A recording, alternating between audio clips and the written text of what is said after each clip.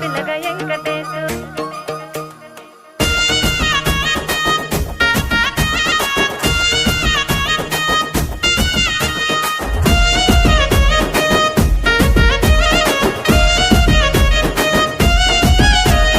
సిద్ధిరాల మనసు నాది చిన్నగా పోతుంటావో చూడక పోతుంటావో ఇంట్లో చిన్నదాన్ని నేను సిద్ధిరాల దాన్ని